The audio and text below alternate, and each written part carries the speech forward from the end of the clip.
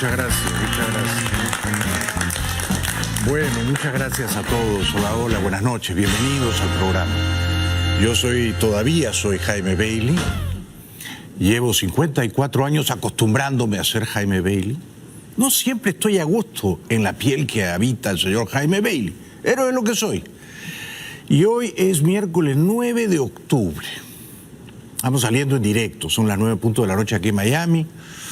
Ha venido mucha gente aquí al estudio y hay mucha gente que nos ve, los ratings siguen altísimos, gracias de corazón. Bueno, el programa de hoy va dedicado con mucho cariño a Diego Gordillo, que nos ve en Ecuador, y a Lía Marcela González y Ramón Rivera. Gracias por vernos. Se han divulgado encuestas sobre el humor popular en Estados Unidos respecto del impeachment. ¿Quiere el americano promedio que el presidente Trump sea enjuiciado políticamente en el Congreso por haber llamado en julio pasado al presidente de Ucrania y haberle pedido que investigue a Joe Biden? Bueno, vamos a ver qué dicen las encuestas. Son dos preguntas separadas, ¿ah? No se vaya a confundir, ¿no? Porque 58 más 49 pues suma más de 100, ¿no es cierto? Así que son dos preguntas separadas. ¿Qué quiere decir 58%? A la gente le preguntan, ¿el Congreso debe comenzar el impeachment o la investigación del impeachment sobre Trump? Y el sí es 58%, o sea, casi 60% de la gente quiere que el impeachment avance. El 49% es otra pregunta y otra respuesta. Es decir, al 58% que ha respondido sí, quiero impeachment, a esa gente, a ese bolsón, le preguntan, ¿y usted apoyaría que Trump sea removido de la Casa Blanca? Solo 49% responde que sí. O sea que, traducida al cristiano esta encuesta, quiere decir que más o menos 60% da luz verde al impeachment, pero de ese 60%, solo la mitad quiere que Trump sea desalojado de la presidencia. Hasta ahora se ve improbable que eso ocurra, que Trump sea despedido, expectorado como presidente, porque para que ello ocurriera, los demócratas que adelantan el impeachment tendrían que conseguir en el Senado como mínimo 67 votos. Y solo hay 45 senadores demócratas. Hay 2 independientes, son 47. Necesitarían 20 senadores republicanos votando con ellos y en contra de Trump. A día de hoy eso se ve improbable, pero de aquí a entonces, si la cosa llega al Senado, pueden encontrarse nuevas evidencias o nuevas pruebas que incriminen al presidente.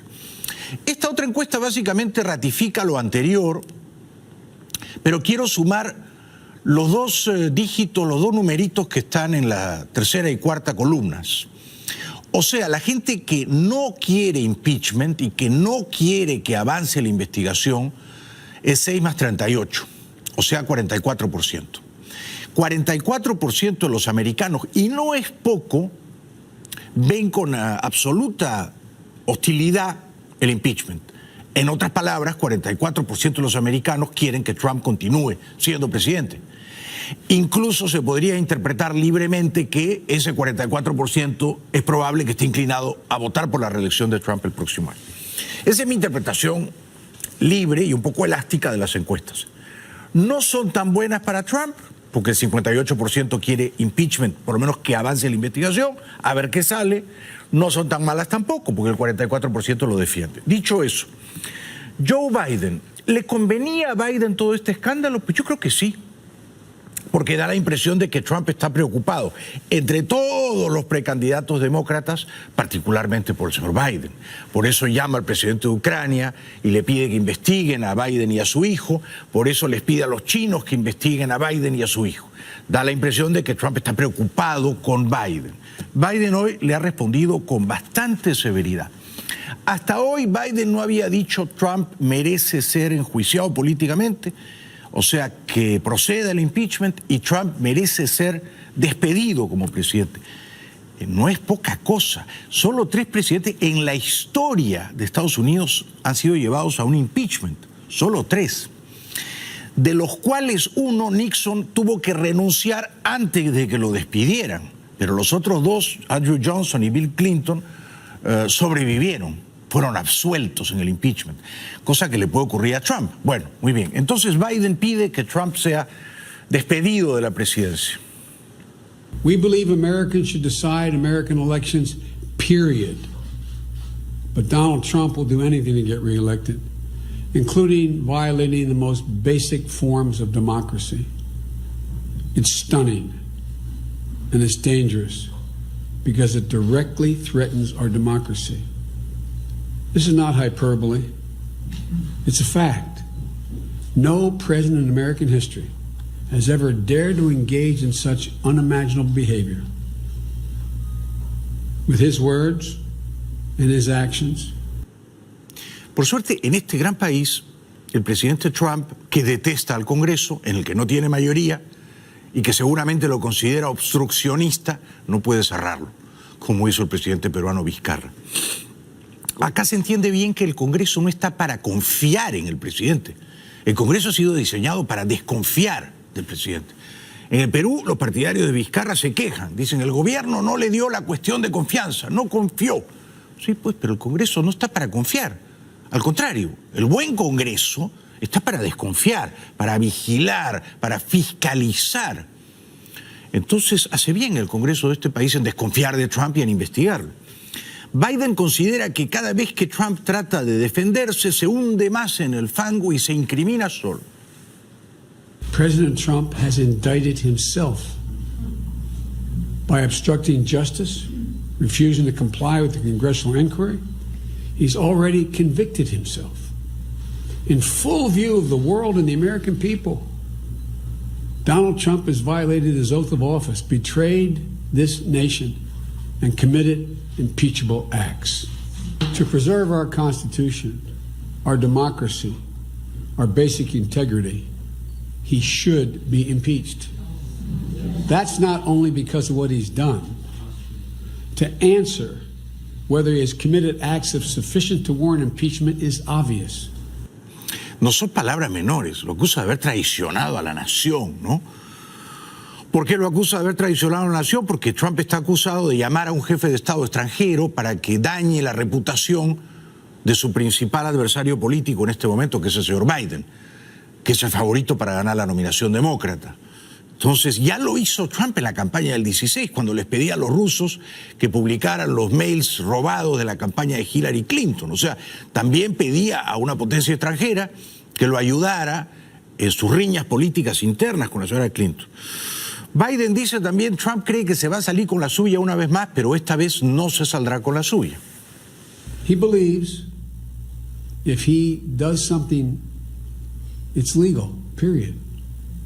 And perhaps most importantly, he believes there is nothing we can do about it. He believes he can and will get away with anything he does. We all laughed when he said he could stand in the middle of Fifth Avenue and shoot someone and get away with it. It's no joke. He's shooting holes in the Constitution, and we cannot let him get away with it. Está agujereando la Constitución, dice Biden, o está disparando y ahuecando la Constitución. Bueno, ¿ganará Biden la nominación demócrata? Yo digo que no. Yo he pronosticado que no. Ni Biden ni Sanders. Están ambos muy mayores. Y creo que Biden va a salir más o menos mellado de todo este escándalo de corrupción. ¿Será destituido Trump por el Congreso? No, yo digo que no. Va a avanzar el impeachment. Puede que llegue al Senado. No van a conseguir los 67 votos. Los senadores republicanos no van a votar contra Trump. Al final lo van a defender.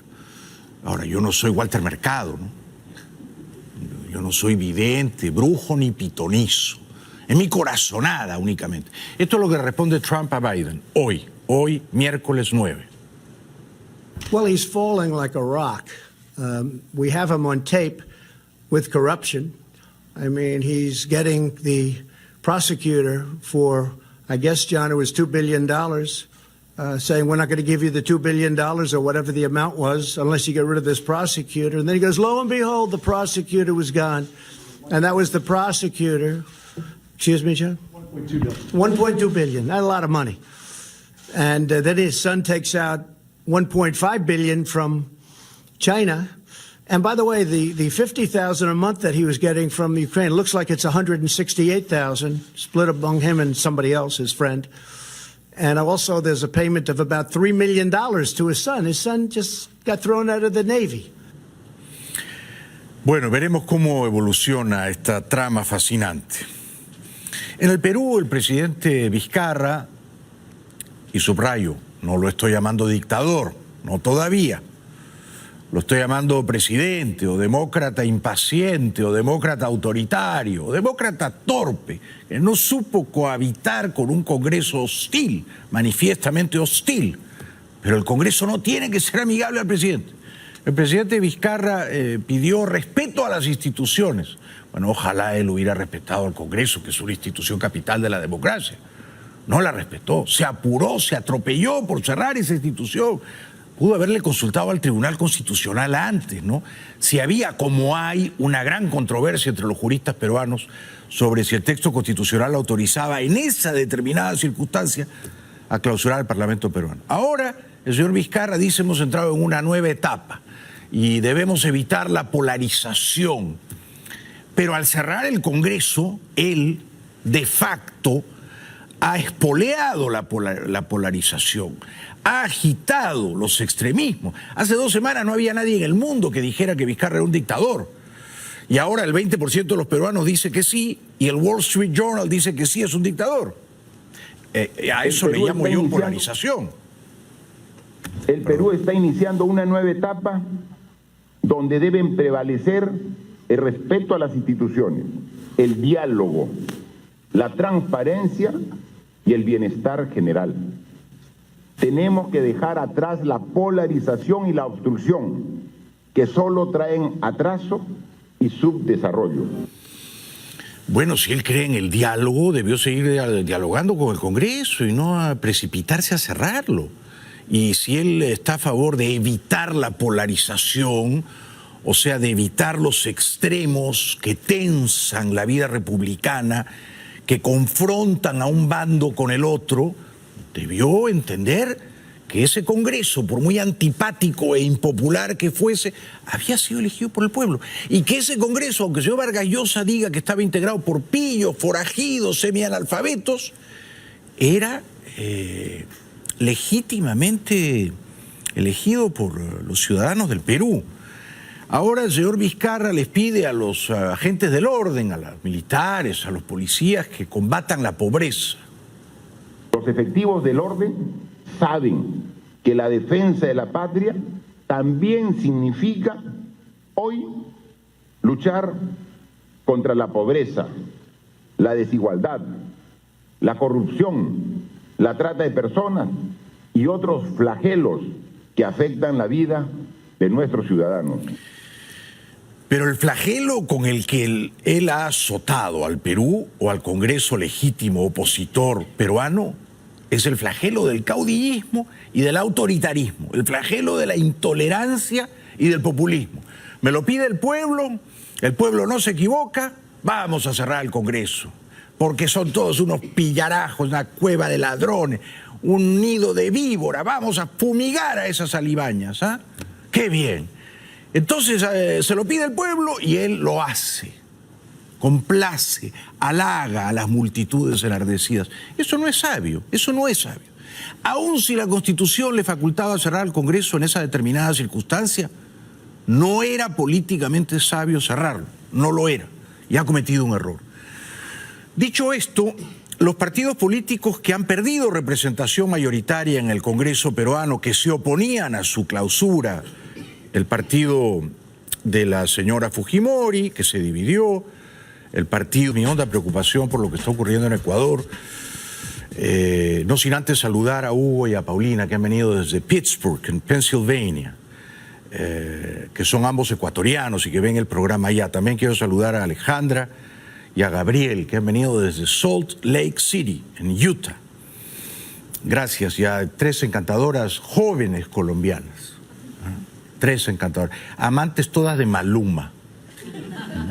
Ellas lo esconden, pero yo lo sé. Bueno, vamos a lo nuestro. Más adelante voy a hablar del juicio contra Álvaro Uribe, que eso me tiene también muy inquieto. Ecuador, como ustedes saben, el presidente Moreno, que era chavista, dejó de serlo. Menos mal. Se desmarcó del ex dictador Correa, está haciendo un gobierno serio. Como parte de esa seriedad, tuvo que duplicar o un poquito más incluso el precio de la gasolina. Eso siempre cae mal, ¿no es cierto? Uno sabe que eso va a ser impopular, pero a veces hay que hacerlo para ajustar las cuentas, para equilibrar las cuentas. Entonces, ha sido una decisión responsable, sensata, aunque, por supuesto, repudiada por la mayoría, de nuevo la mayoría. La gente se vuelca a las calles y sucumbe a la tentación de la violencia. Téngase en cuenta que muchos de los vándalos están agitados políticamente por operadores como Maduro y Correa, que se quieren cargar el gobierno legítimo de Moreno.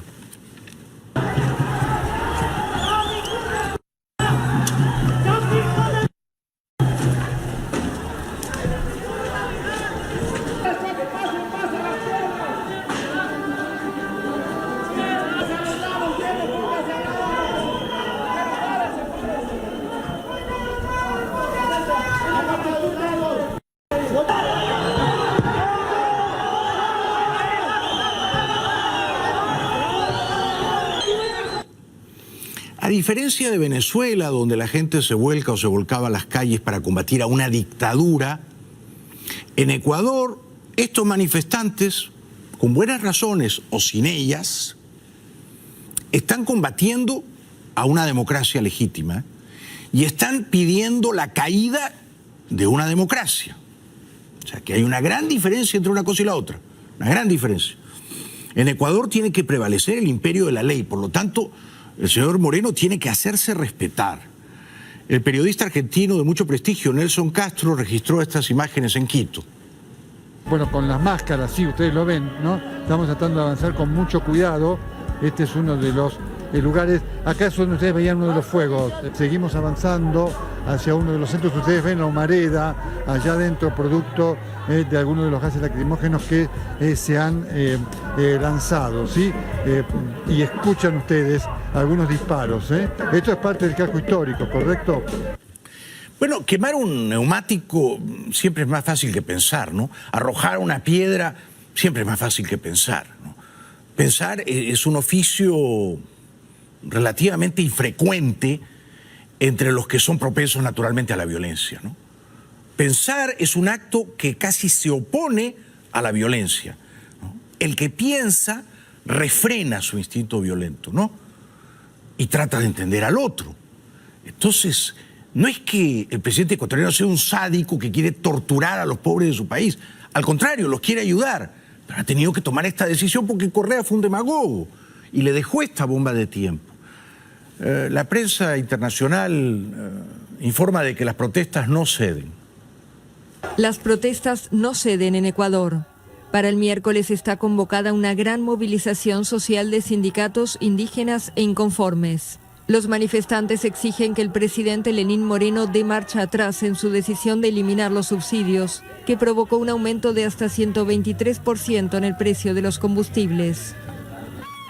Este país es rico en recursos naturales. Lo que pasa es que se ha empobrecido gracias a la sarta, a la cadena de gobiernos corruptos que se han robado para esta vida y la otra, como el gobierno de Correa.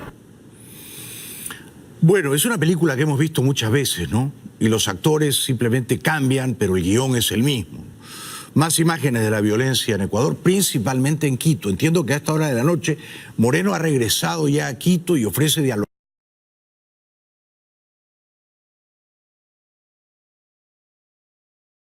con los ciudadanos volcados a las calles.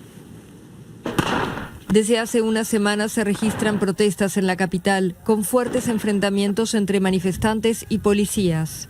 Moreno ha acusado directamente a su antecesor y antiguo aliado, Rafael Correa, de intentar derrocarlo en alianza con el gobierno venezolano de Nicolás Maduro. Nos dicen que Correa nos han pagado para que salgamos a las protestas. Eso es mentira. Nadie nos paga. Anteriormente nuestros abuelos, nuestros bisabuelos también salieron y no había el correísmo, entonces nadie nos paga. Bueno, yo le creo a la señora que nadie le ha pagado, ¿no? Pero ese no es el meollo de la cuestión.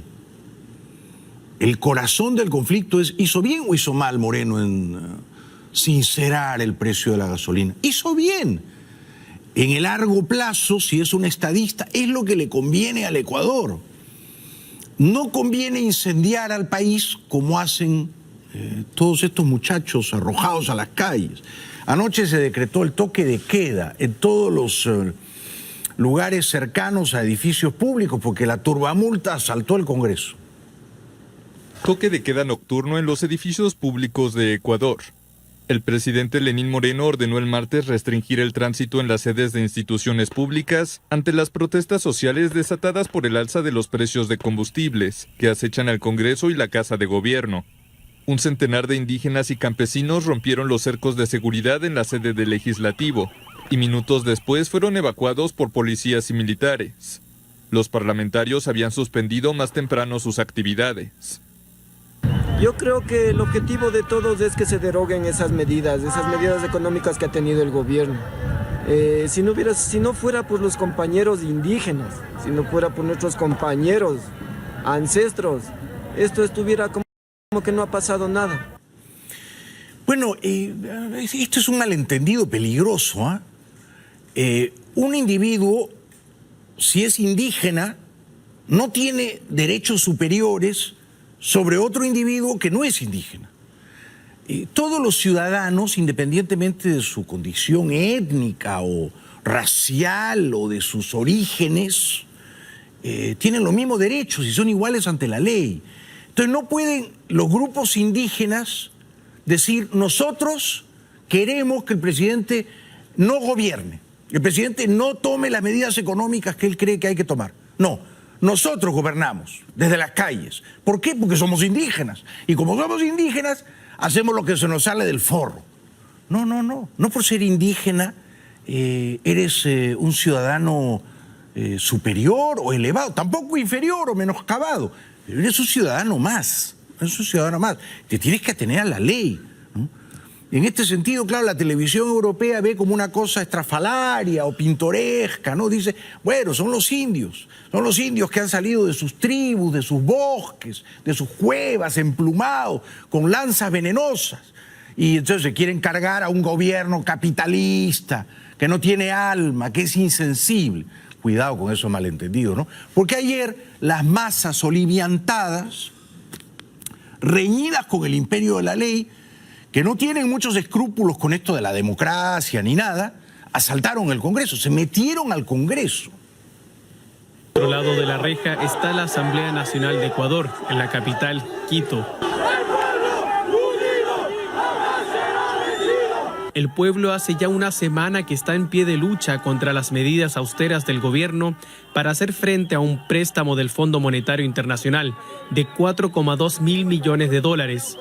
Las protestas se han intensificado en los últimos días con la llegada de miles de indígenas a Quito. Y vamos a estar hasta cuando derrogue este gobierno. Y nuestra lucha es para todos los ecuatorianos. Más bien hacemos un llamado a los obreros que ya vengan y acompañen a esta lucha, a esta causa.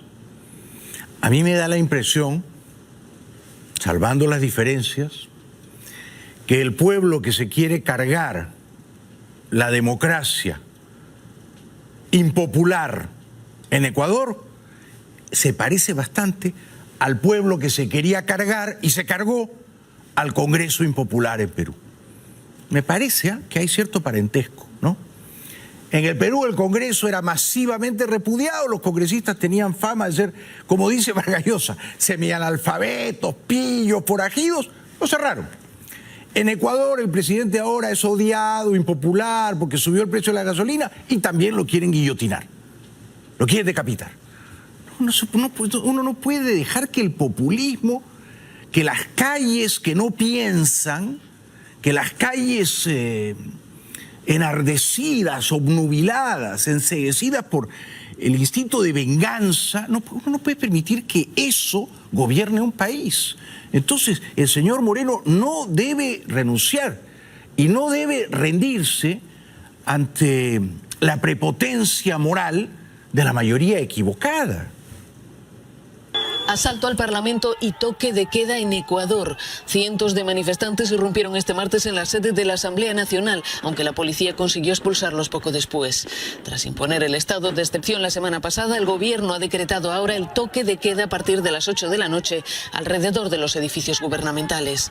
La situación es explosiva. Miles de indígenas han llegado a Quito, algunos caminando cientos de kilómetros, para manifestarse este miércoles en una jornada de paro nacional contra la subida del precio de los combustibles.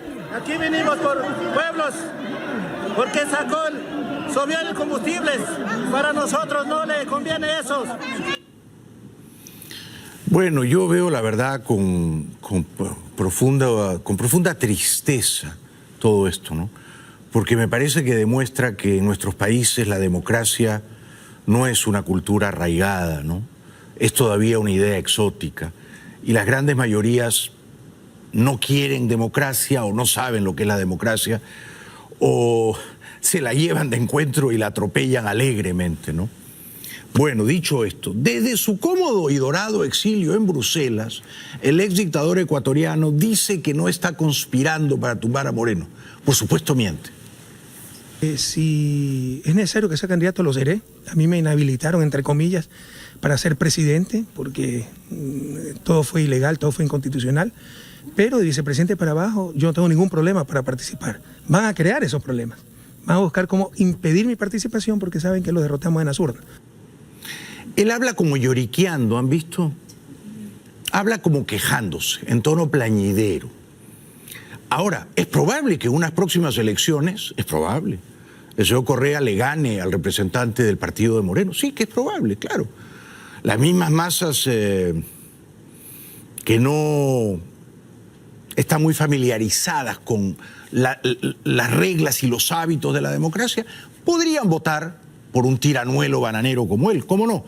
Él dice que no es tan poderoso, pero sí que es poderoso, tiene mucho dinero, mal habido, estuvo hace poquito en Caracas, se reunió con Maduro y acordaron una agenda para crearle problemas en las calles al buen Lenín Moreno, y es lo que está ocurriendo. Decían que el correísmo estaba aniquilado, destruido. Ahora soy tan poderoso que desde Bruselas con un iPhone puedo dirigir manifestaciones a lo largo y ancho del país.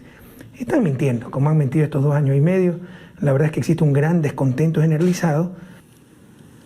Hay centenares de espías cubanos en Quito. Hay centenares de espías venezolanos en Quito. Les puedo asegurar eso. Y se han movilizado todos desde Venezuela. Y su objetivo es tumbarse al gobierno de Moreno. Y están a punto de conseguirlo. En cualquier momento pueden liquidar al gobierno de Moreno. Hoy su ministra de Gobierno, la señora Romo, acusó al correísmo de violento. Tenemos de cuál es la intencionalidad política detrás. Las propias palabras de Rafael Correa, que ya ha hecho varias insinuaciones respecto de cambiar el gobierno, las palabras de los legisladores del correísmo que han hecho exactamente lo mismo y que incluso presentaron un pedido escrito a la Asamblea Nacional en este sentido, pero sobre todo el comportamiento violento de los propios líderes de esa organización política. Y a eso súmele usted las 2 felicitaciones públicas que ya ha hecho Maduro al caos en el Ecuador. Para nosotros eso configura perfectamente la intencionalidad política que hay detrás de parte de lo que está sucediendo en el país. Yo no podría estar más de acuerdo. El ministro ecuatoriano de Defensa, señor Jarrín, dice que ellos han probado que las multitudes violentas están infiltradas por agitadores profesionales. Muchos de ellos son extranjeros, muchos de ellos. Cuando se habla de inteligencia, no solamente estamos hablando de la apreciación de la inteligencia en base a suposiciones, sino de hechos reales, concretos, evidencias de elementos agitadores, instigadores, que conforman un grupo insurgente en el país. Ahí están aglutinados criminales, vandalismo, desestabilizadores políticos, y eso es lo que nosotros tenemos como evidencias y que están precisamente por acción de la ley ya detenidos. El vicepresidente de la República del Ecuador, un muchacho honorable, dice que han apresado en las manifestaciones a un montón de extranjeros repartiendo dinero. No quiero dejar de decirles que en las manifestaciones,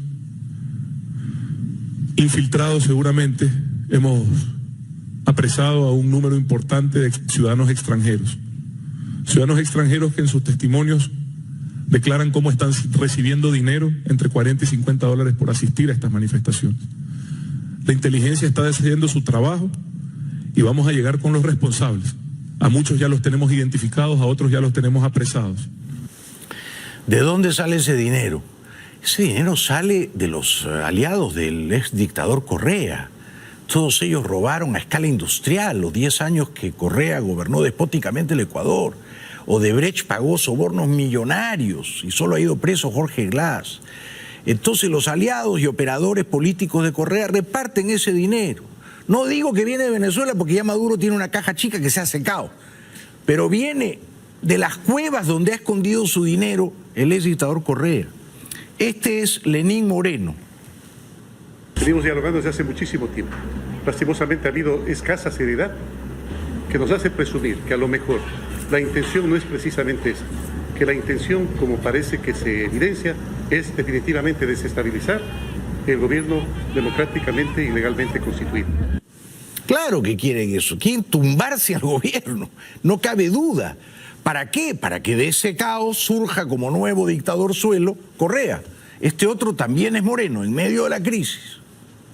Los derechos, queridas amigas y amigos, se exigen sin perjudicar a los que verdaderamente son fundamentales para el progreso del país: la generación del trabajo, la educación, la libre movilidad, la seguridad de las personas. Yo estoy con Lenín Moreno, espero que sobreviva a esta crisis, a esta feroz turbulencia. No va a ser fácil, pero hay que tratar de salvar a la democracia ecuatoriana que él rescató de la oprobiosa noche del correísmo. Publicidad, luego viene mi querido amigo Alejandro Cardona, que tuvo el fin de semana pasado un éxito colosal en Houston. Y va a estar los primeros días de noviembre, el 2 y 3 de noviembre, dando otras conferencias de Creando Riqueza.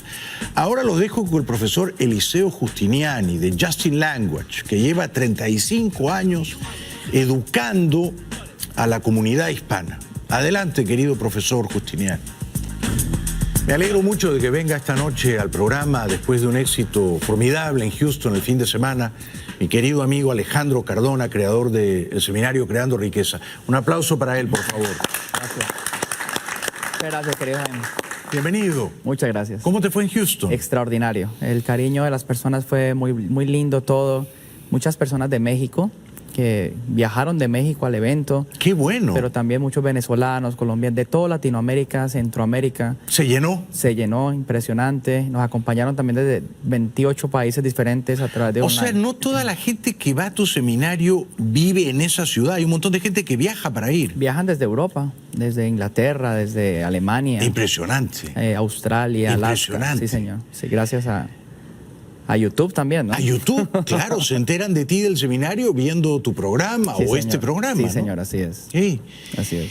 ¿Y cuál fue la experiencia más bonita, más conmovedora? ¿Hubo alguna persona o algún testimonio que te emocionó? Sí, las personas se acercan, sobre todo personas, digamos, muchas personas de Centroamérica que están acostumbrados a hacer ciertas actividades, ¿cierto? Más que todo manuales y esto, y nos decían que el pueblo ha tenido problemas es por falta de educación y con el dinero, sobre todo. Que es una decisión astuta con el dinero, cuál no. Y nos agradecieron mucho por llevar esa sabiduría, ese conocimiento. También estaban muchos adolescentes, estimado Jaime, y esto ¡qué bueno! me sorprende, Adolescentes. sí, que están los 2 días todo el tiempo ahí.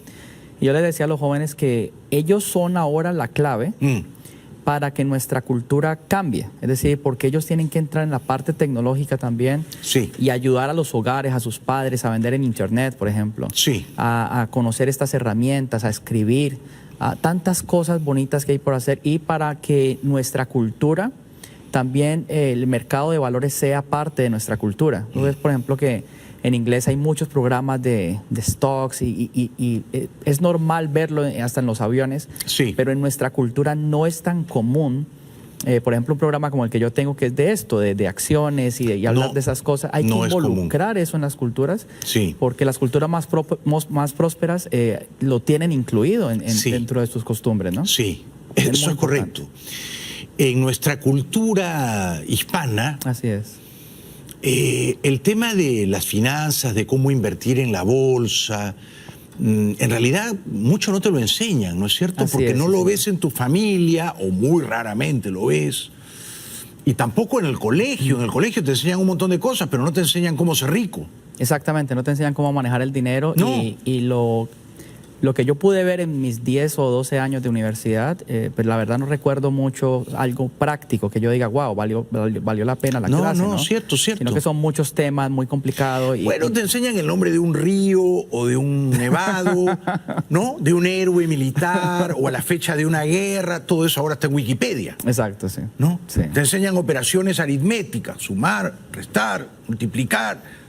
Todo eso lo puedes hacer con el teléfono móvil. Así es, sí, señor. Pero lo que tú le enseñas a la gente es una cosa muy importante, que es conocerte a ti mismo, creer en ti mismo y luego tener la información para invertir, ¿no es cierto? Así es, sí, señor. No, para eso no tienes que ser rico, Alejandro, ¿no? No, eso es de todas las edades. De hecho, el martes estaba hablando con una persona, vive acá en Miami, ama de casa, y me dijo, Alejandro, yo invertí de acuerdo a lo que usted me enseñó.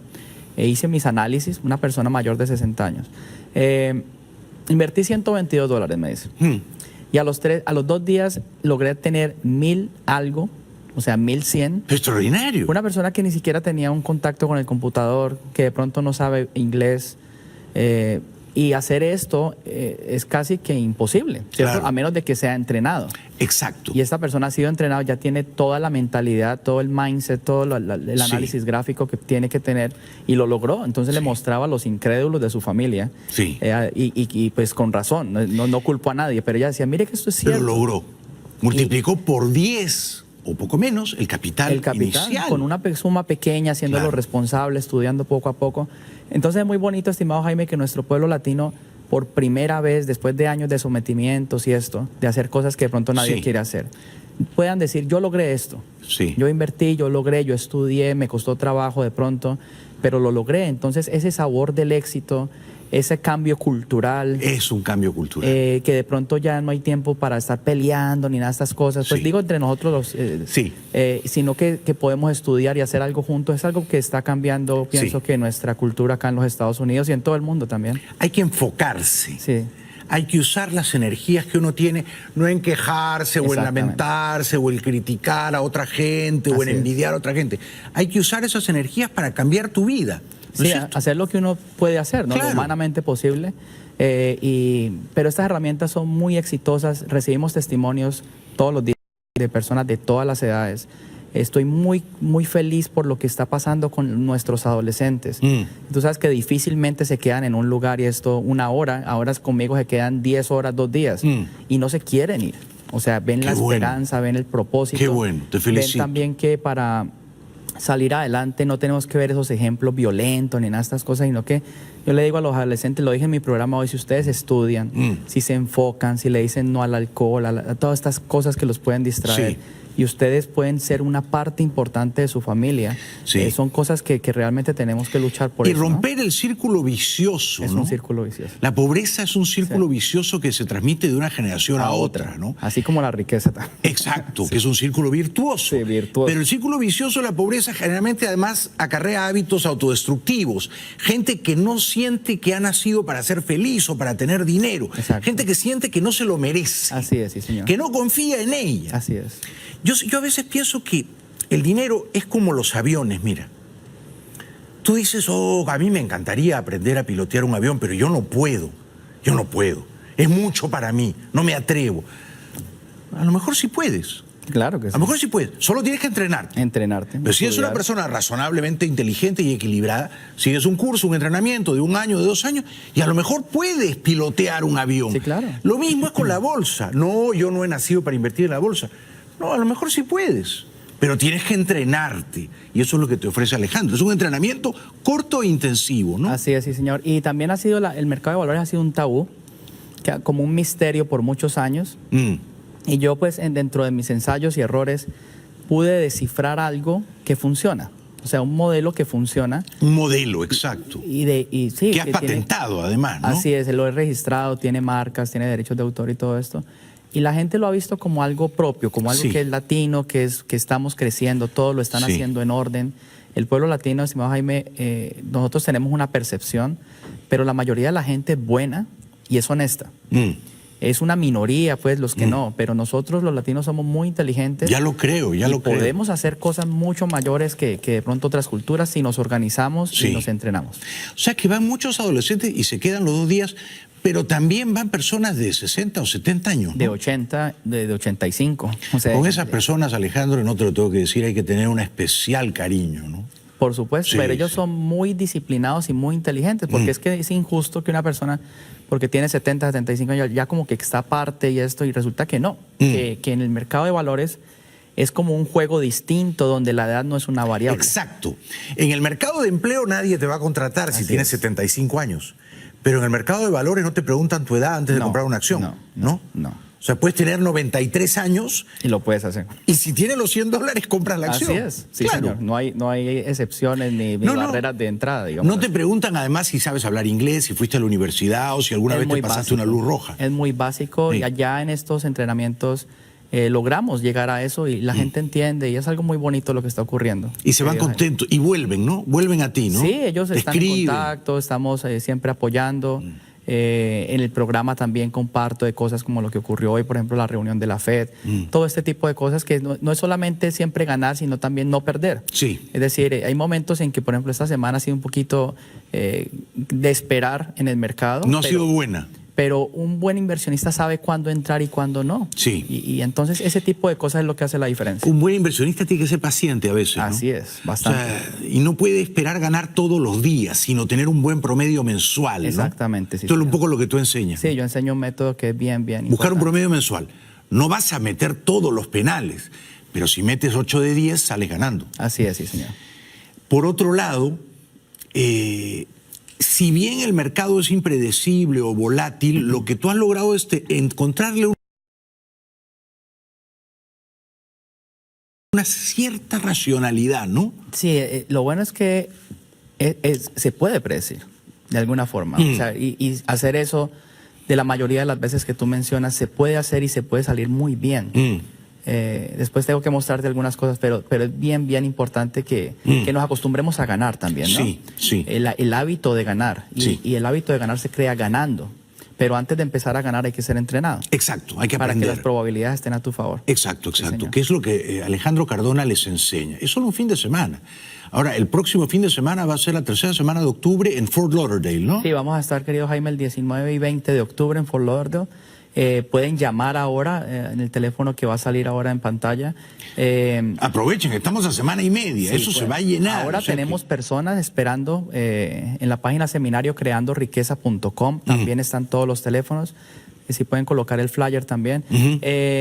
Ahí está, seminariocreandoriqueza.com. Así es, y el noviembre 2 y 3 vamos a estar en Orlando por 3ª vez este año.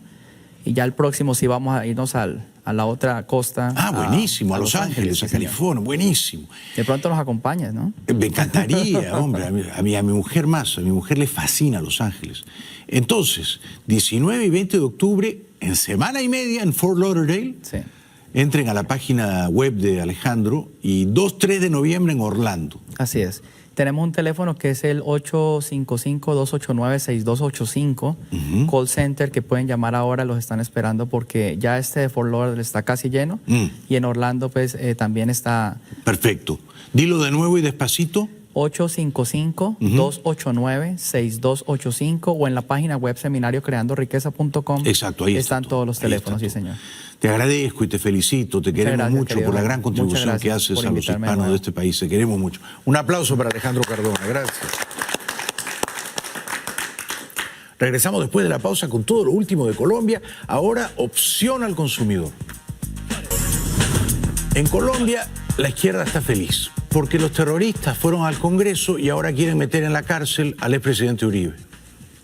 La Corte Suprema de Colombia ha dado un paso más hacia la imputación del expresidente Álvaro Uribe, mientras en el exterior del tribunal partidarios y detractores del exmandatario medían sus fuerzas en un tenso cara a cara.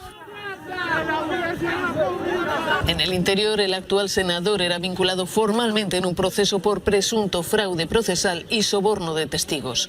Este caso se ha vuelto como un boomerang contra el propio Uribe. Fue él quien lo puso en marcha en 2012, cuando demandó a un diputado izquierdista que preparaba entonces una denuncia en el Congreso contra él por sus supuestos vínculos con un grupo paramilitar. Sin embargo, el juez no solo desestimó esa demanda, sino que en su lugar decidió poner en marcha una investigación contra el expresidente al considerar que había pruebas suficientes contra él. Lo acusan de manipular testigos en la cárcel. Yo creo en su inocencia. Uribe se defendió como un león ayer ante la justicia. Todo documento que se recogía se llevaba a la corte por orden mía.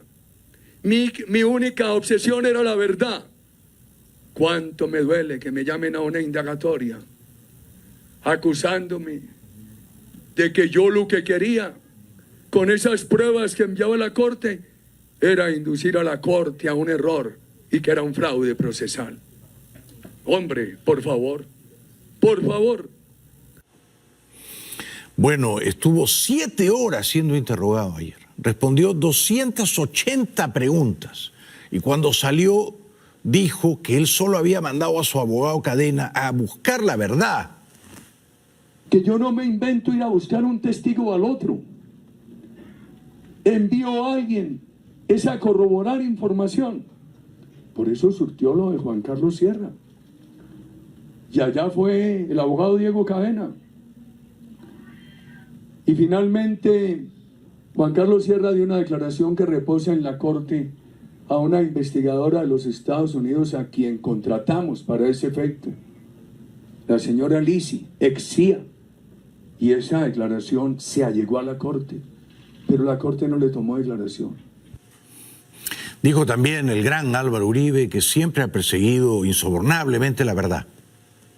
Todo lo que yo busqué fue afanosamente la verdad. La defensa del bien superior de mi honra y el pedido de que la justicia por el bien superior de su respeto investigara. Dijo que el magistrado que lo interrogó 7 horas, César Reyes, se portó bien y que no tiene queja contra él.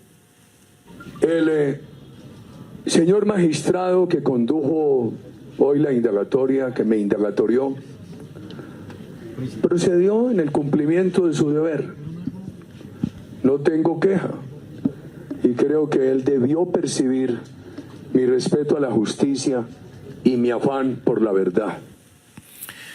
Bueno, nuestra solidaridad con don Álvaro Uribe en este momento aciago, que seguramente saldrá airoso. Eso espero yo. Regresamos después de la pausa.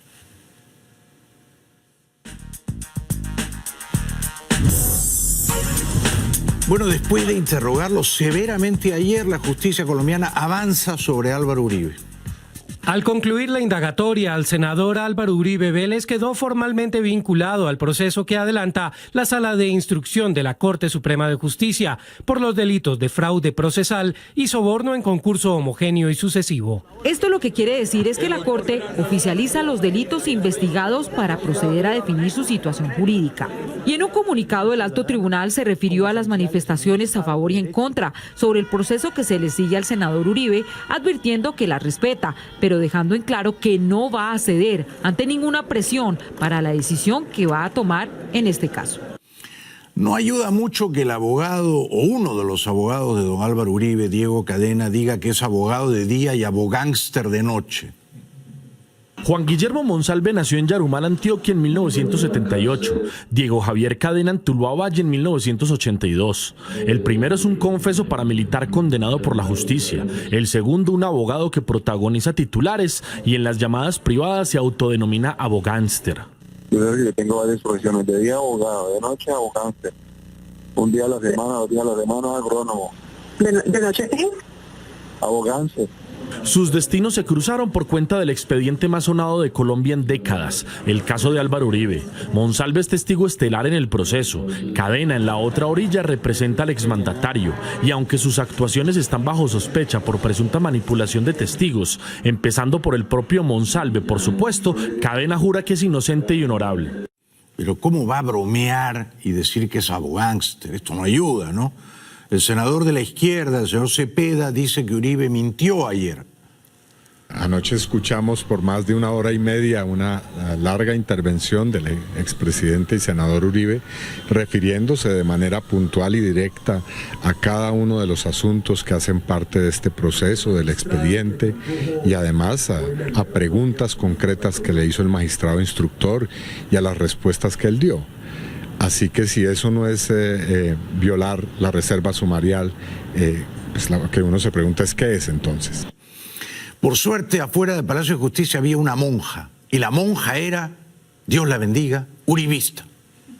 Para Cepeda, lo que viene manifestando Uribe en su discurso sobre el expediente es falso. Me refiero a que ha dicho mentiras con relación a los hechos, no a lo que dijo en la Corte, por supuesto, porque yo ignoro qué dijo en la diligencia de indagatoria. Además, criticó que el Ejecutivo haya salido a respaldar a Uribe. El gobierno debe respetar la independencia de la Corte Suprema y dejar que este proceso transcurra pues de una manera absolutamente independiente. Bueno, esa no era la monja. ¿Dónde se ha visto una monja así con barba? Ahora sí viene la monja. El grito es de la monja de la comunidad de las Carmelitas Misioneras, Adriana Torres. Llamó la atención por la vehemencia con la que defendía al expresidente Álvaro Uribe cuando rendía indagatoria en la Corte Suprema. Yo estoy apoyando al doctor Álvaro Uribe porque él es un hombre intachable. No es como le dicen ni como lo pintan. Lo que pasa es que aquí en Colombia habemos muchas personas resentidas, con mucho odio y con mucho dolor. Y por eso yo lo apoyo a él, porque él ha querido a nuestra patria y a nuestra Colombia. ¡Qué grande la monja! Un aplauso para la monja. Regresamos después de la pausa. Bueno, ustedes saben, en Colombia había una congresista que estaba presa, Aida Merlano, fue elegida senadora, pero en su campaña repartió dinero y por eso la arrestaron. Ella dijo, me duele la muela, la llevaron al dentista, pero tuvo el buen tino de llevar una soga. Generalmente uno cuando va al dentista no lleva una soga, pero ella llevó una soga colorada y se descolgó como Tarzán del 3er piso. Arrestaron al dentista y arrestaron a su hija por facilitarle la fuga. Ahora la hija está en libertad y se defiende. Soy completamente honesta, me parece un entorno negro, sucio, de víboras y de gente que lo único que está esperando es ver cuando alguien dé papaya para comérselo vivo. ¿Por qué dice eso? Porque así es el mundo de la política. El político está constantemente preocupado por si el otro va a hacer algo en contra de él. O sea, probablemente lo que la gente vea es esa gente que da discursos ante el público, que de repente está preocupada por el pueblo, pero en realidad el mundo del político en su casa es la preocupación de pensar de quién se va a torcer, de quién se va a ir a otro extremo, a otra idea y de repente... ¿Así era el mundo de su mamá? Sí. Ella dice que no tenía idea que su mamá se iba a escapar. Lo que pasa es que ella tampoco es que la tenga enfrente y se vaya a tirar ya con la soga. Lo que ocurre es que ella se despide de mí, me dice algo y ya posterior a que yo salgo es que ella se tira. ¿Pero usted sabía? ¿Ella se despide? No, es que ella jamás me dice nada. ¿Usted la ve ahí? ¿Hay una ventana ahí? Claro, pero es que nadie se va a imaginar que hay una ventana, se va a tirar. O sea, en ningún momento yo me esperé que ella se fuera a tirar. De hecho, yo salgo del edificio, yo cojo el ascensor, bajo, aproveché que había un lugar ahí y compré un agua micelar. O sea, yo no salí huyendo del edificio. Yo salí como si nada. Y cuando estoy en el Andino, pagando una ropa, me llama alguien a decirme, ¿viste las noticias? Y obviamente me asusté. Y yo dije, juepucha, si yo estaba allá. No le creo nada, pero me cae tan bien. Regresamos después de la pausa. Gracias a todo el público tan lindo que vino esta noche, a Hugo y a Paulina desde Pittsburgh, y a Alejandra, a Gabriela, a las chicas colombianas que no registré su nombre. Gracias, buenas noches, hasta mañana. Gracias.